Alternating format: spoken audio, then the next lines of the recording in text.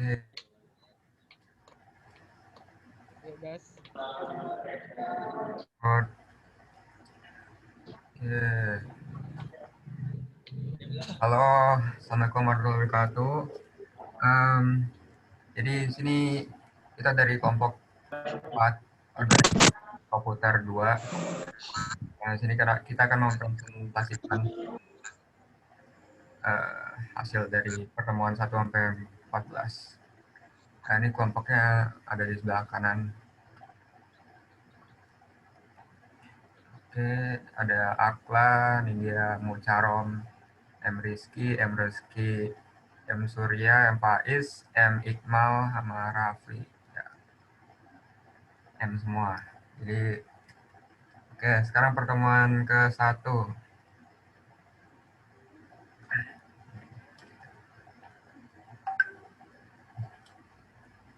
Susah juga ini. Oke, pertemuan ke-1. Ini untuk bukti muka ya, bukti muka. Oke. Ini ada ini 1 2 3 4 5 6 7 8. Cuma 8. 2 3 4 5 6 7 8. Ini satu lagi mana? Oh, ada yang belum itu ya? Minta di ACC lagi. Oh ya, tunggu. Tunggu Mucharom. Nah. Oke, udah lengkap ya. Ini 9-nya untuk sebagai istilahnya pembuktian ya. Oke. Jadi oke. Kita jadiin satu aja biar kecil. Sini.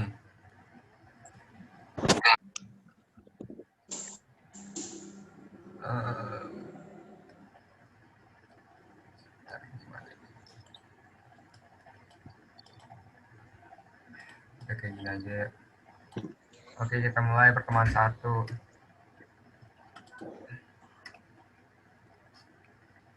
Oke, jadi organisasi komputer adalah biasanya dipanggil komputer atau komputer. Secara definisi diterjemahkan sebagai kumpulan alat elektronik yang saling bekerja sama, dapat menerima input, masukan, dan mengolah data proses, dan memberikan output atau keluaran. Untuk struktur dasar komputer, ada CPU untuk pengolahan data, memori utama untuk penyimpanan data, I atau O, input atau output untuk pemindahan data, sistem interkoneksi atau untuk kontrol. Fungsi komputer harus dapat menyimpan data antara dirinya dan perangkat yang melayani sumber data, tempat tujuan data. Kedua, perangkat input-output mengirimkan menerima data dari ke perangkat komputer yang terhubung. Perangkat yang terhubung disebut peripheral. Pada saat data dipindahkan ke jarak yang cukup jauh, proses tersebut dikenalkan sebagai komunikasi data. Fungsi pemindahan, yang terakhir fungsi pemindahan, penyimpanan, dan pengolahan data harus dikontrol dengan menggunakan instruksi. Oke, pertemuan kedua.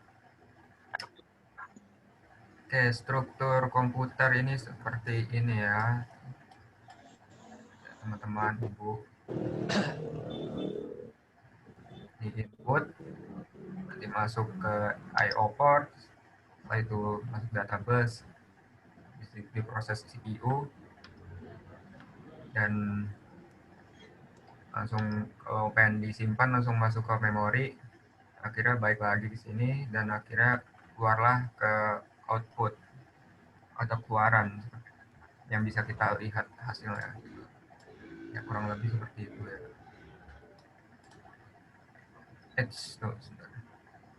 Dan ini adalah fungsi dari struktur komputer.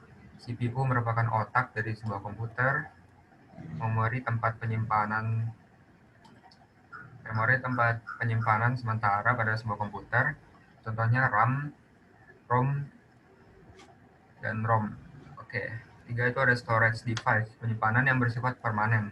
seperti hard disk kayak SSD atau HDD yang begitu, dan disket dan lain sebagainya. Keempat, ada perangkat input atau output, jembatan penghubung antara komputer dengan piranti luar komputer. Input adalah proses pemasukan yang diberikan kepada komputer, sedangkan output yang adalah hasil yang dikeluarkan yang bisa kita nikmati atau kita akses. Oke, sekarang pertemuan 3. Siapa yang pertemuan 3? Ya, saya akan membacakan untuk pertemuan 3. Oke. Yang membahas tentang sejarah komputer.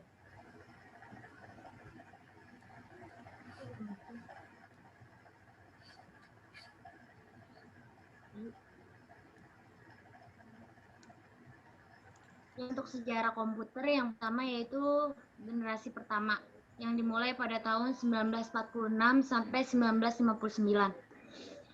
Di generasi pertama ada ENIAC yaitu elektronik numeral integrator and kalkulator. Yang kedua yaitu ada EDVAC yaitu elektronik discrete variable automatic komputer. Yang ketiga yaitu ada UNIVAC yang disebut Universal Automatic Computer. Ciri-ciri dari komputer generasi pertama yaitu yang pertama memiliki hardware yang jauh lebih besar serta membutuhkan ruang yang luas. Yang kedua yaitu interior design sistem operasi dibuat secara spesifik dan hanya dapat melakukan tugas tertentu. Yang ketiga yaitu program hanya dapat dibuat memakai bahasa mesin. Yang keempat yaitu menggunakan silinder magnetik untuk menyimpan data. Yang kelima yaitu membutuhkan daya listrik sangat besar. Yang keenam yaitu butuh mesin pendingin karena cepat panas. Yang ketujuh yaitu kapasitas penyimpanan yang kecil. Yang ke-8 yaitu kinerjanya lambat. Yang ke-9 yaitu memakai konsep storage program dan menggunakan magnetic core stroke sebagai memori utama. Yang ke-10 yaitu menggunakan tabung hampa sebagai sirkuit. Untuk generasi keduanya dimulai pada tahun 1959 hingga 1964.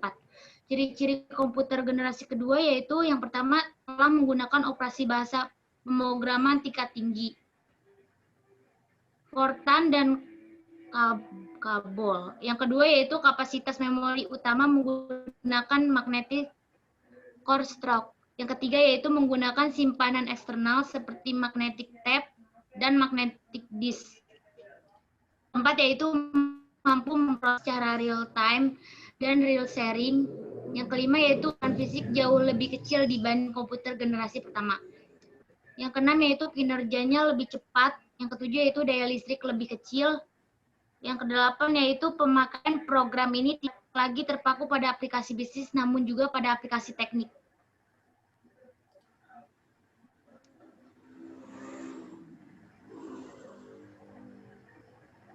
Kedengeran nggak sih suaranya? Kedengeran. Kedengeran nggak? Kedengeran, lanjut. Ya, dipotong dong. Ya. Dipotong nggak? Lanjut aja, udah lanjut. Lanjut.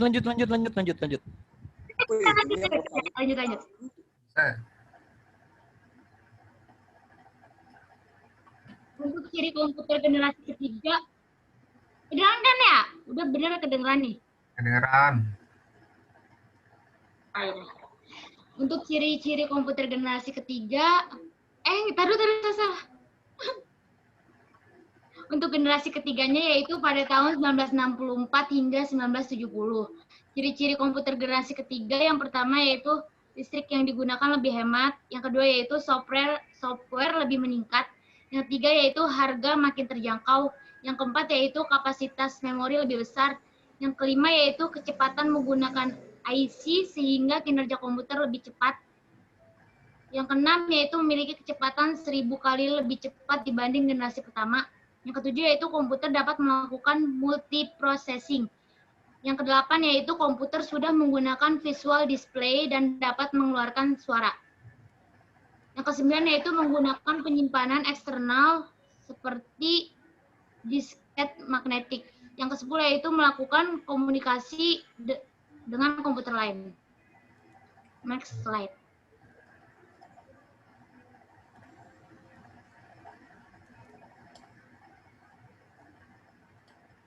Kok slide-nya belum ganti? Ini udah. Ganti, baru ganti. Untuk generasi keempat yaitu pada tahun 1979 hingga 2000-an. Untuk ciri-ciri komputer generasi keempat yaitu yang pertama telah menggunakan operasi bahasa pemrograman tingkat tinggi, Fortran dan COBOL. Yang kedua yaitu kapasitas memori utama menggunakan magnetic core stock. Yang ketiga yaitu menggunakan simpanan eksternal seperti magnetic tape dan magnetic disk.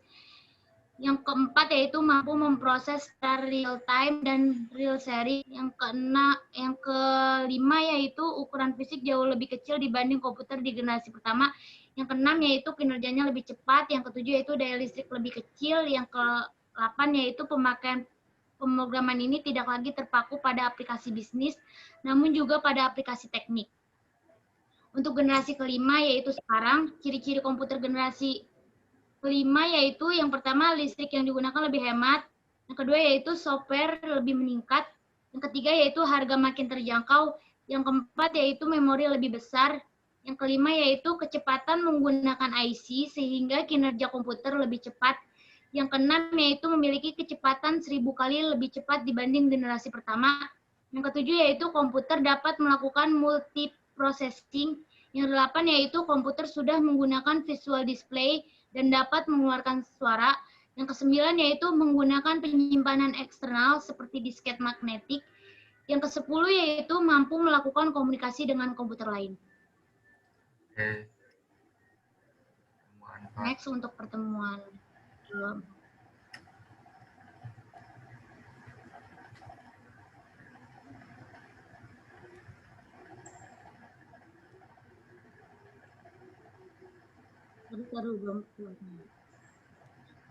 Untuk pertemuan keempat yaitu saya akan membahas perancangan kinerja komputer.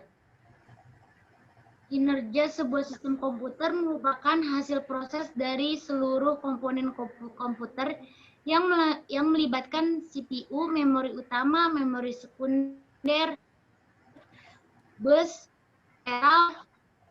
Dari segi perkembangan pemrograman aplikasi sangat menakjubkan.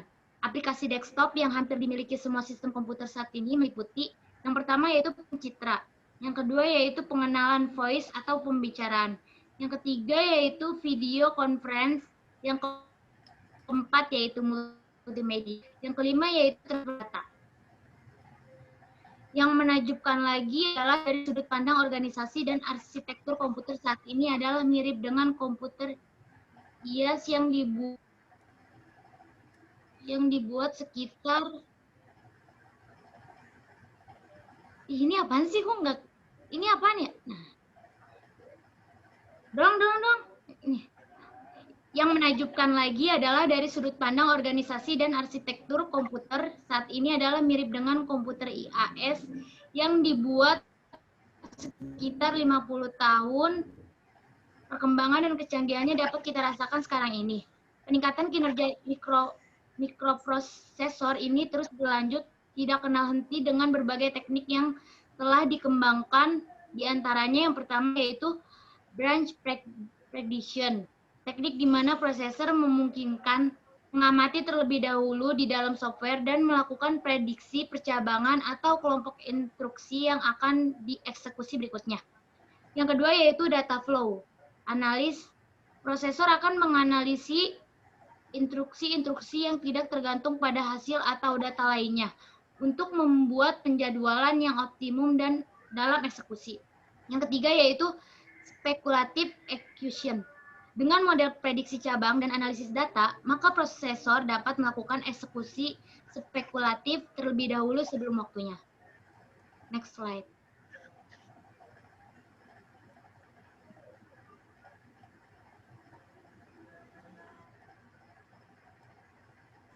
Next. Ya, untuk selanjutnya yaitu perkembangan mikroprosesor dilihat dari kapasitas operasi dan kecepatannya sangatlah pesat. Perkembangan mikroprosesor ini sulit diimbangi oleh komponen lainnya, misal memori.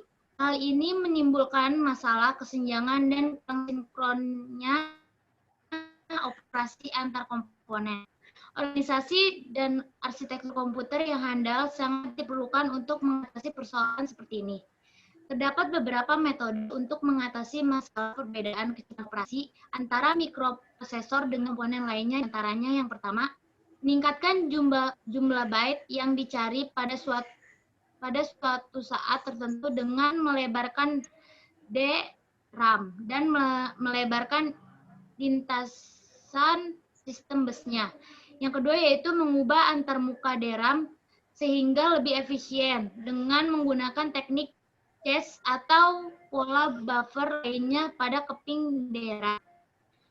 Yang ketiga yaitu meningkatkan bandwidth interkoneksi prosesor dan memori dengan penggunaan hierarki bus-bus yang lebih cepat untuk buffering dan membuat struktur aliran data. Selanjutnya itu bidang lain yang menjadi fokus kajian peningkatan kinerja sistem komputer adalah penanganan perangkat-perangkat I atau O, masalah yang terjadi hampir sama dengan memori. Teknik penyelesaian yang digunakan umumnya adalah teknik buffering dan caching. Target yang ingin dicapai dalam peningkatan kinerja adalah tercapainya keseimbangan proses operasi antar komponen-komponen penyusun komputer sehingga menghasilkan kinerja komputer yang tinggi. Untuk slide berikutnya. Temuan 5, siapa? Enggak marah.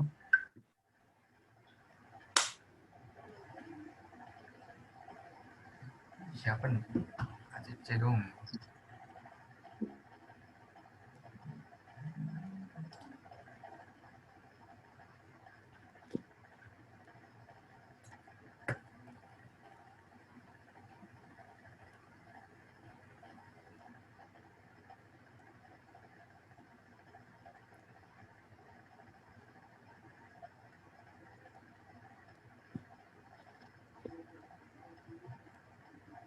Ya. Mucarom. Iya, gelap itu kalingan. Itu kalingan gelap. Gelap apa? Oh,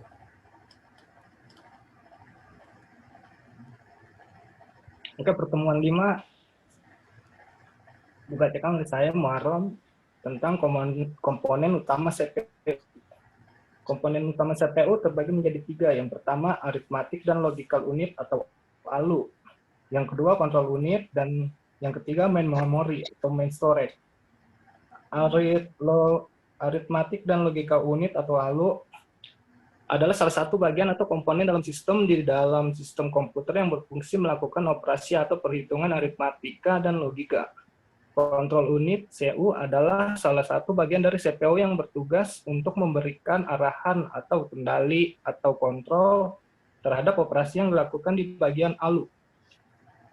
Yang ketiga, main memory atau main storage adalah memori utama yang merupakan media penyimpanan dalam bentuk array yang disusun word atau bit. Kapasitas daya simpannya bisa jutaan susunan. Next.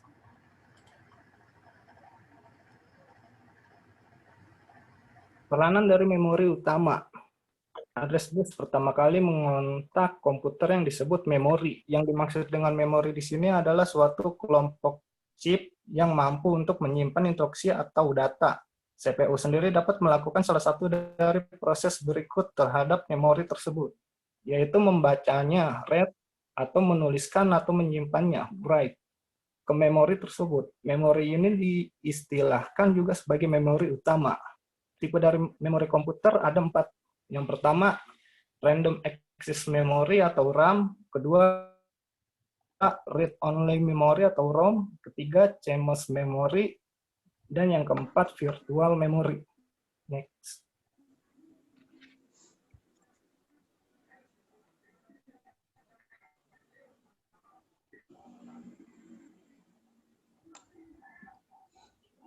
Oke. pertemuan ke-6, fungsi siklus eksekusi. Berikut adalah cara CPU mengeksekusi program, 3 siklus fetch dan 3 eksekusi. 1. Program counter, PC, berisi 300 alamat instruksi pertama. Yang kedua, 4 format instruksi 16 byte. Mengindikasikan bahwa akumulasi atau AC akan dimuatkan. 12 bit sisanya menentukan alamat dalam memori, yaitu 940. PC dinamakan nilainya dan instruksi berikutnya akan diambil. Yang keempat, isi AC yang lama dan isi lokasi 941 ditambahkan dan hasilnya disimpan di dalam AC. Yang kelima, PC dinaikkannya. Yang keenam, isi AC akan disimpan pada AC 941 seperti pada gambar di samping tersebut contohnya. Oke, next.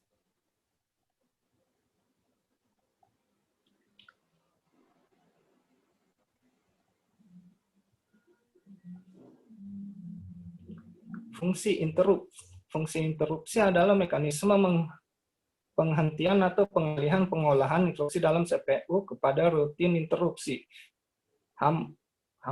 Hampir semua modul, memori, dan input atau output memiliki mekanisme yang dapat menginterupsi kerja CPU. Tujuan interupsi secara umum untuk manajemen pengeksekusian rutin instruksi agar efektif dan efisien antar CPU dan modul-modul input atau output maupun memori.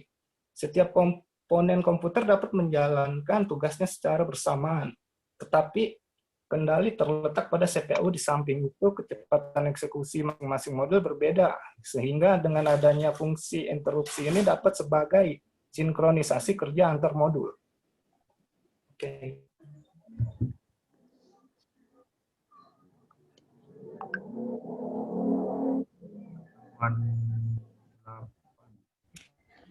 Oh ini. Selanjutnya pertemuan ke-8. Karena pertemuan 7 di RME tidak ada, maka akan di-skip ke pertemuan ke-8. Pertemuan ke-8 akan membahas tentang memori. Yang pertama adalah kendala memori. Memori harus mampu mengikuti kecepatan CPU, sehingga terjadi sinkronisasi kerja antara CPU dan memori tanpa adanya waktu tunggu karena komponen lain belum selesai prosesnya. Yang kedua, mengenal harga. Sangatlah relatif. Bagi produsen selalu mencari harga produksi paling murah tanpa mengorbankan kualitasnya. Yang kedua akan membahas tentang elemen rancangan cache. Elemen rancangan cache ada 5, yaitu ukuran cache, mapping, algoritma penggantian, dan urutan blok. Selanjutnya satuan memori. Satuan memori itu ada bit, byte, kilobyte, megabyte, gigabyte, terabyte, petabyte, exabyte, zettabyte, dan yottabyte. Next.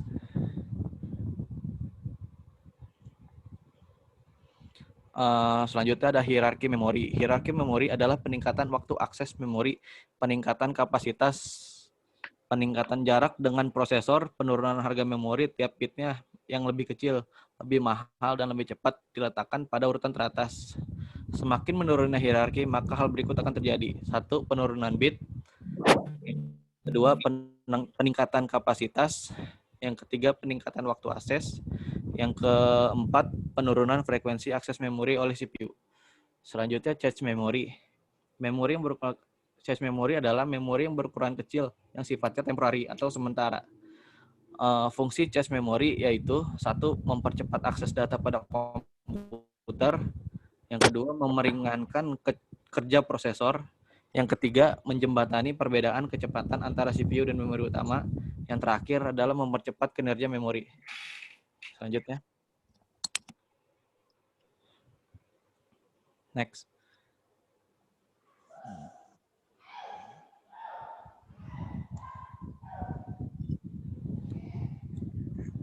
Pertemuan 9, Muhammad Reski. Ya, pertemuan 9. Di pertemuan ini kita ngebahas tentang magnetic disk. Magnetic disk sendiri itu di HSD pertama yang dibuat oleh industri komputer. Penyimpanan magnetik ini merupakan piranti penyimpanan sekunder yang paling banyak dijumpai pada sistem komputer modern. Pada saat disk digunakan, motor drive berputar dengan kecepatan sangat tinggi. Ada sebuah read warhead yang ditempatkan di atas permukaan piringan tersebut. Piringan magnetik yang terbuat dari plastik dan sebuah piringan yang disebut dengan floppy disk atau micro disk dan mini disk yang terbuat dari metal dan banyak piringan disebut hard disk. Lampiran dasar biasanya berbahan aluminium alloy kaca. Bahan kaca memberikan manfaat antara lain meningkatkan reliabilitas disk, mengurangi error, kemampuan untuk mendukung kerapatan tinggi, kekakuan yang lebih baik untuk mengurangi dinamisasi disk, kemampuan menahan guncangan dan kerusakan. Beberapa memori yang tergolong pada magnetic disk ini sendiri adalah floppy disk, EDA disk, dan SCI disk. Karakteristik magnetic disk: banyaknya piringan satu single platter, dual platter. Karakter fisik magnetic disk ini banyaknya piringan satu single platter, dua multi platter. Karakteristik fisik disk magnetic disk pack adalah jenis alat penyimpanan pada magnetic disk yang terdiri dari beberapa tumpukan piringan aluminium. Dalam sebuah pack atau tumpukan umumnya terdiri dari 11 piringan. Setiap piringan diameternya 14 inci atau 8 inci pada mini disk dan menyerupai piringan hitam. Permukaannya dilapisi dengan metal oxide film yang mengandung magnetisasi seperti pada magnetic tape. Banyak track pada piringan menunjukkan karakteristik penyimpanan pada lapisan permukaan, kapasitas disk drive, dan mekanisme akses. Disk mempunyai 200 sampai 800 track per permukaan. Banyaknya track pada piringan adalah tetap.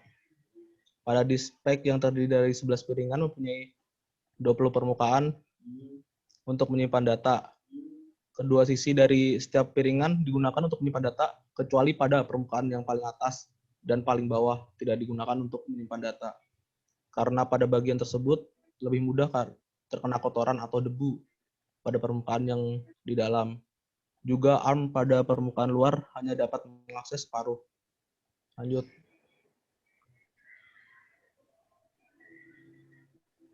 Pertemuan 10. Pertemuan 10 ini adalah optical disk. Optical disk adalah media penyimpanan data elektronik yang dapat ditulis dan dibaca dengan sinar laser bertenaga rendah. Optic disk memiliki ciri-ciri sebagai berikut. Menggunakan laser untuk menulis dan membaca data. Dapat digunakan untuk menyimpan data yang volumenya sangat besar. Dapat membaca lebih cepat. Jenis-jenis optical disk. Yang pertama, compact disk. Media penyimpanan data elektronik yang dapat ditulis dan dibaca dengan sinar laser bertenaga rendah. Digital video disk atau DVD.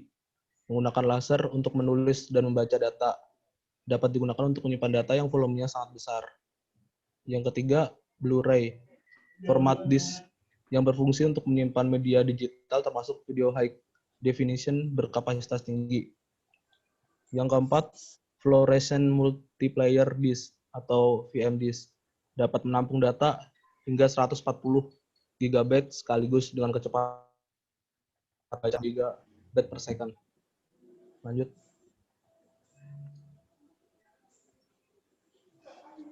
Poin 11. Siapa?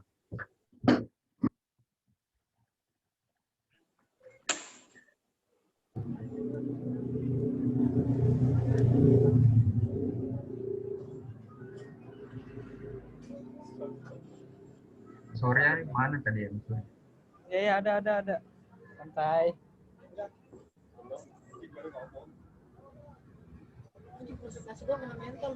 Sistem masukan dan keluaran komputer disebut modul input. Bagaimana modul input output menjalankan tugasnya yaitu menjembatani CPU dan CPU, dan memori dengan dunia luar merupakan hal terpenting untuk kita ketahui.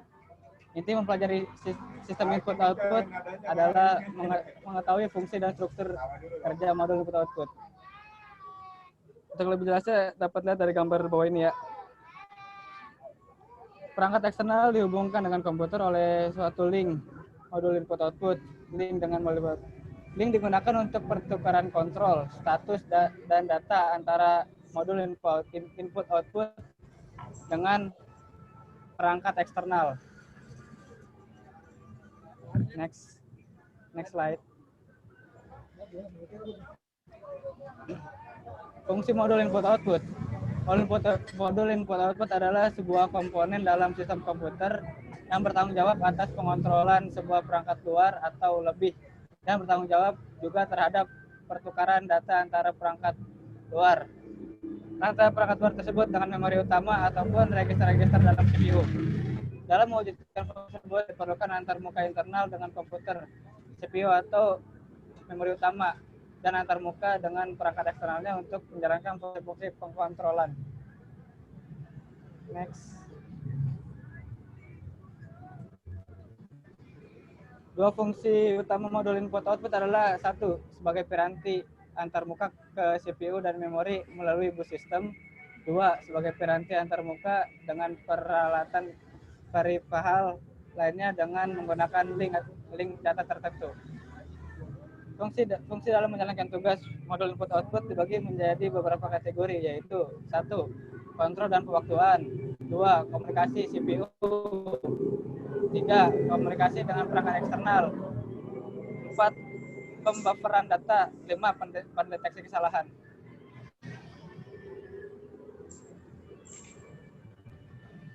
Struktur modul input-output. Terdapat macam-macam modul input-output seiring perkembangan komputer itu sendiri. Contoh yang sederhana dan fleksibel adalah Intel 8255A yang disebut sebagai PPI, Programmable Peripheral Interface.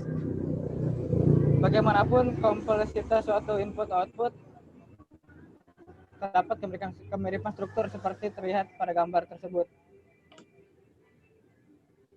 Diagram blok struktur modul input-output antarmuka modul input-output ke CPU melalui bus sistem komputer terdapat 3 saluran, yaitu saluran data, 2 saluran alamat, dan saluran kontrol.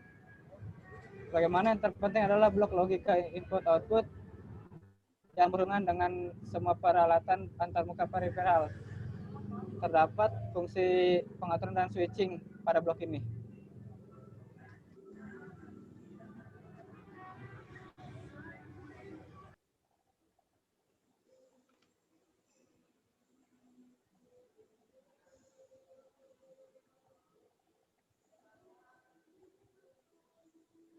Faiz nih, yang Faiz.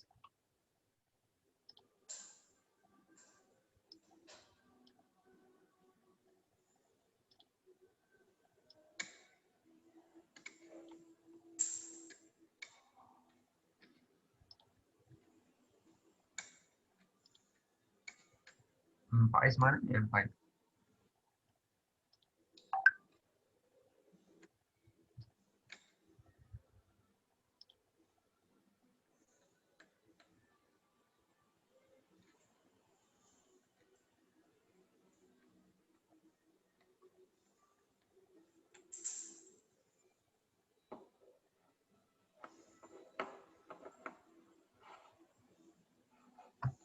Ya udahlah, gue udah yang baca.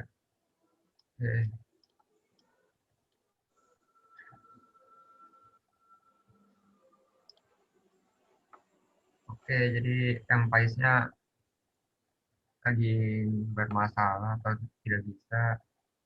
Tadi pertama udah masuk sih, tapi lagi nggak lagi ya, apa nih, nggak tahu, diusir katanya, ya gitulah. Oke, jadi saya bakal gantiin pertemuan 12. A itu masukan dan keluaran terprogram. Satu data saling dipertukarkan antara CPU dan modul masukan atau keluaran atau input atau output. CPU melaksanakan program yang memberikan operasi I/O kepada CPU secara langsung. Pertama, pemindahan data, pengiriman perintah baca ataupun tulis, dan terakhir pemantauan berperingkat. Untuk kelemahannya, CPU akan menunggu sehingga operasi I/O selesai dilakukan. Modul I/O akan membuang waktu. CPU lebih cepat memproses operasinya. Dalam teknik ini, modul I/O tidak dapat melakukan gangguan padanya.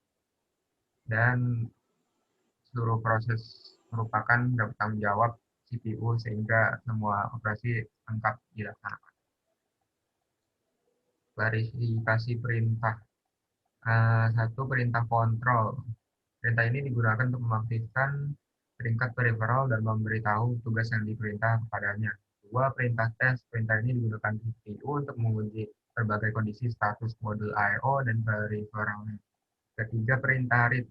Perintah pada modul I/O untuk mengambil satu paket data kemudian meletakkan dalam buffer internal.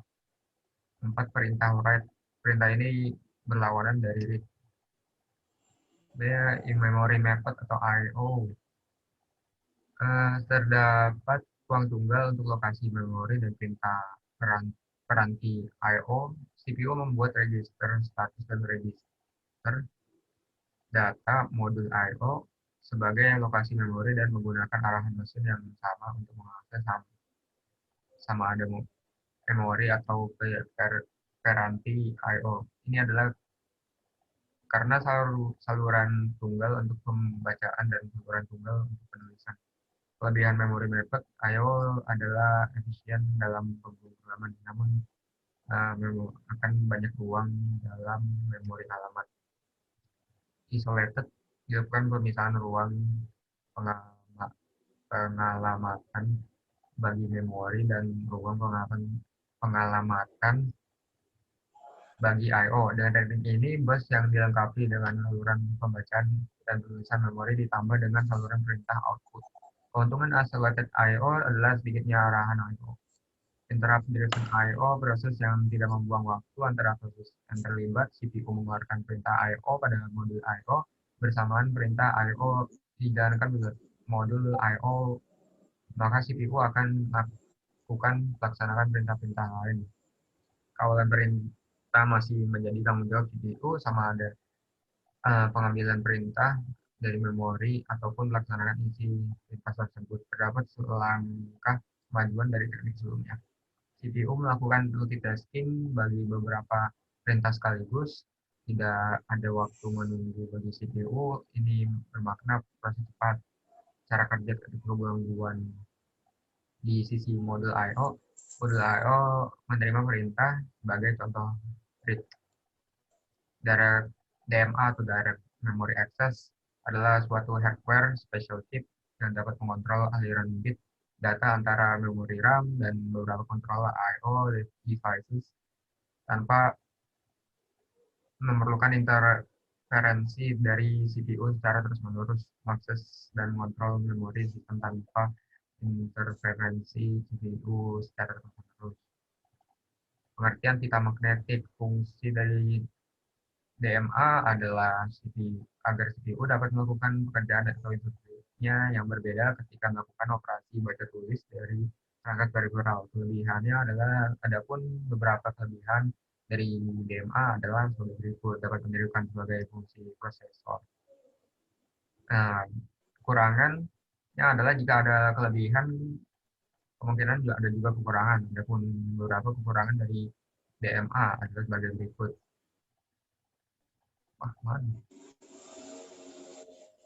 Perangkat eksternal dan peripheral.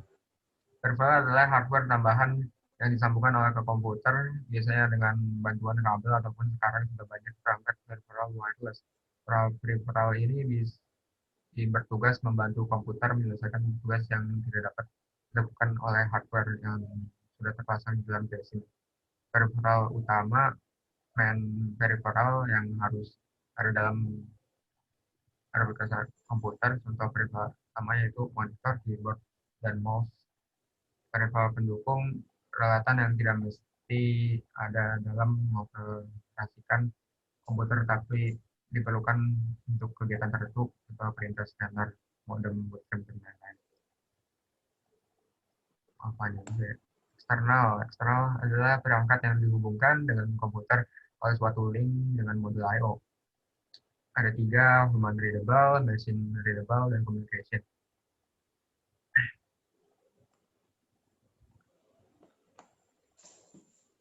Oke, pertemuan 13. Tentang integrasi. Struktur interkoneksi sendiri yaitu satu jalan atau saluran berbagai modul seperti CPU, memori, input-output. Struktur interkoneksi tergantung pada jenis data dan karakteristik pertukaran data. Pertama dari modul komputernya sendiri, yaitu dari memori, CPU, sama modul I/O-nya. Memori sendiri pada umumnya terdiri atas word, memori dengan panjang sama. Masing-masing word diberi alamat numerik yang unik, seperti 0, 1, 2, sampai N-1.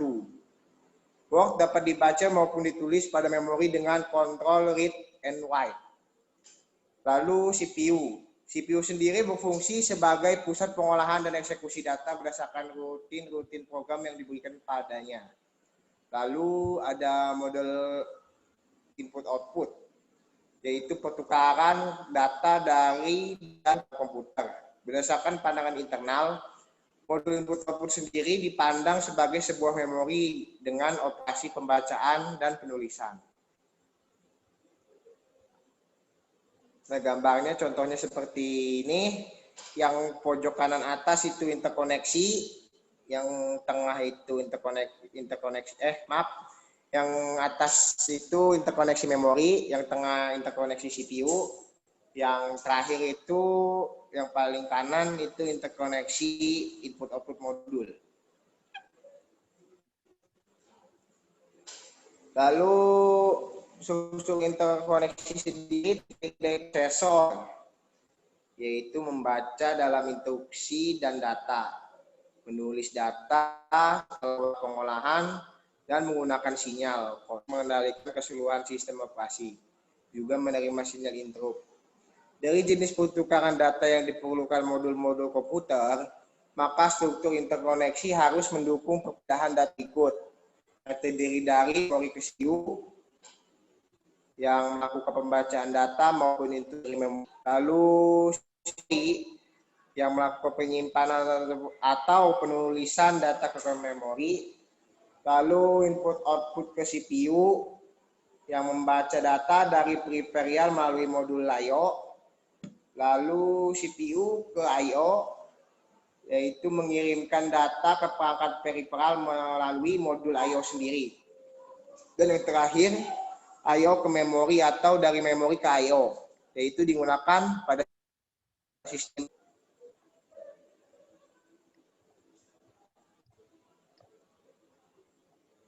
Nah, yang kedua itu interkoneksi bus.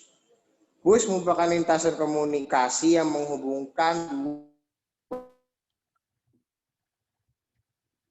karakteristiknya sendiri, yaitu dari bus yaitu sebagai media transmisi yang dapat digunakan bersama oleh sejumlah perangkat yang terhubung padanya.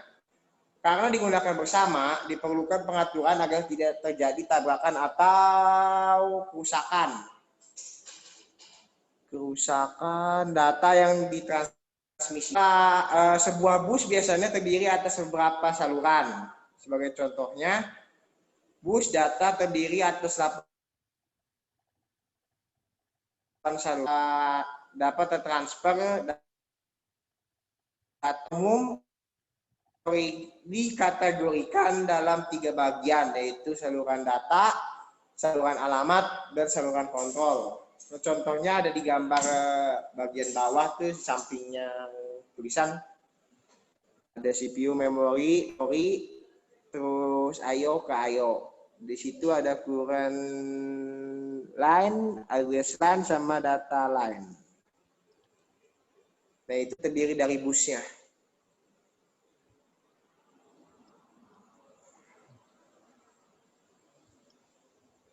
Saluran data. Saluran data sendiri yaitu lintasan bagi perpindahan data antara modul. Secara kolektif, lintasan ini disebut bus data. Umumnya, jumlah seluruh terkait dari panjang Word misalnya 8, 16, 32. Ya, nominal-nominal memori lah yang termasuknya. Saluran. Tujuannya agar mentransfer Word dalam sekali waktu. Jumlah salurannya sendiri dikatakan lebar bus dengan satuan bit, misalnya lebar bus 16 bit. Saluran alamat atau address bus digunakan untuk menspesifikasikan sumber data dan tujuan data pada bus data. Untuk mengirim alamat Word pada memori yang akan diakses CPU dan digunakan untuk saluran alamat perangkat modul komputer saat CPU mengakses suatu modul. Karena bus data dan bus alamat digunakan oleh semua komponen, maka diperlukan suatu mekanisme yang dikontrol.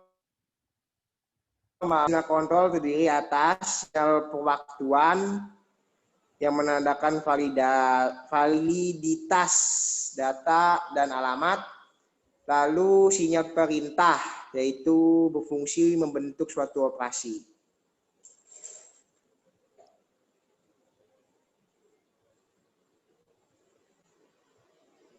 Selanjutnya, saya Raffi Ananda membacakan pertemuan 14. Yang pertama itu ada bus. Hierarchy bus, multi-bus. Bila terlalu banyak modul atau perangkat dihubungkan pada bus, maka akan terjadi penurunan kinerja. Yang salah satu faktor itu yang pertama semakin besar delay propagasi untuk mengkoordinasikan penggunaan bus. Yang kedua, antrian penggunaan bus semakin panjang. Yang ketiga, dimungkinkan habisnya kapasitas transfer bus sehingga memperlambat data. Arsitektur bus jamak. Proses atau cache memori dan memori utama terletak pada bus tersendiri pada level tertinggi karena modul-modul tersebut memiliki karakteristik pertukaran data yang tinggi. Pada arsitektur berkinerja tinggi, modul-modul input-output diklasifikasikan menjadi dua. Yang pertama, memerlukan transfer data berkecepatan tinggi. Yang kedua, memerlukan transfer data berkecepatan rendah. Modul dengan data berkecepatan tinggi disambungkan dengan bus berkecepatan tinggi pula. Modul yang tidak memerlukan transfer data cepat disambungkan pada bus ekspansi. Nah, di gambaran samping adalah arsitektur bus jamak kinerja tinggi. Keuntungan dari hierarchy bus jamak kinerja tinggi yang pertama, bus berkecepatan tinggi lebih terintegrasi dengan prosesor. Yang kedua, perubahan pada prosesor tidak begitu mempengaruhi kinerja bus. Next.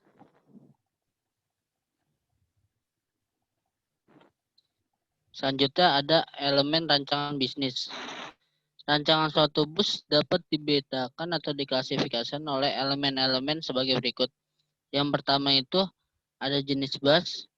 Jenis bus dapat dibedakan menjadi dua. Yang pertama itu ada dedicated, merupakan metode di mana setiap bus atau saluran secara permanen diberi fungsi atau subset fisik komponen komputer.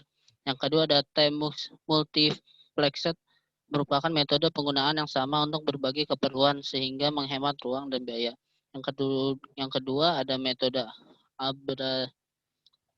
arbitrasi. Metode arbitrasi adalah metode pengaturan dari penggunaan bus dan dapat dibedakan atas. Yang pertama tersentralisasi, yaitu menggunakan arbiter sebagai pengatur sentral. Yang kedua terdistribusi, yaitu setiap bus memiliki akses kontrol logik. Yang ketiga ada timing. Timing berkaitan dengan terjadinya event yang diatur pada bus sistem dan dapat dibedakan atas, yaitu ada dua. Sinkronus atau terjadinya event pada bus yang ditentukan oleh clock atau pewaktu. Yang kedua ada asinkronus, terjadi sebuah event pada bus mengikuti dan tergantung pada event sebelumnya. Yang keempat ada lebar bus. Semakin lebar bus data, semakin besar bit yang dapat ditransfer pada suatu saat. 5. Jenis transfer data. Transfer data yang digunakan bus di antara lainnya ada 5 macam. Ada pertama operasi read, operasi write, operasi read modif write, dan operasi read after write, Selanjutnya operasi blok. Next. Yang pertama ada kelemahan dari bus system. Apabila banyak terdapat perangkat input-output atau sistem memori yang dihubungkan ke bus data, maka akan dapat menurunkan kinerja sistem keseluruhan. Hal ini dikarenakan yang pertama timbul delay, yang kedua timbul permasalahan bottleneck. Untuk mengatasi permasalahan tersebut, maka dibuat beberapa arsitektur bus dasar dengan tujuan untuk meningkatkan efisiensi sistem. Ada dua jenis teknologi bus system, tradisional bus ISA bus, yang kedua high speed bus, yaitu PCI bus. Traditional bus atau ISA bus sifat-sifatnya itu yang pertama peripheral high speed atau network atau SCI atau video atau grafik. Dengan peripheral low speed dikoneksikan pada expansion bus yang sama sehingga kinerja bus tidak optimal. Yang kedua, beban bus sistem sangat berat sehingga kinerja sangat lambat. Yang ketiga, tradisional bus ini merupakan sistem bus tunggal atau single bus system yang populer diterapkan pada jenis IBM VC 8088 pada era tahun 90-an. Next. Yang kedua ada high speed bus. Sifat-sifat itu high speed bus itu yaitu bus berkecepatan tinggi untuk koneksi peripheral berkecepatan tinggi yaitu video, grafik, network, dan SCSI. Expansion yang kedua ada expansion bus yaitu bus berkecepatan rendah untuk koneksi peripheral berkecepatan rendah seperti modem, fax, and serial. Yang ketiga beban sistem bus menjadi lebih ringan. Yang keempat high speed bus merupakan bus ganda atau multi bus. Yang kelima adalah contoh PCI bus atau tugas. Oke, sekian untuk presentasi kami hari ini, sudah hampir 1 jam ya, lumayan. Oke, jadi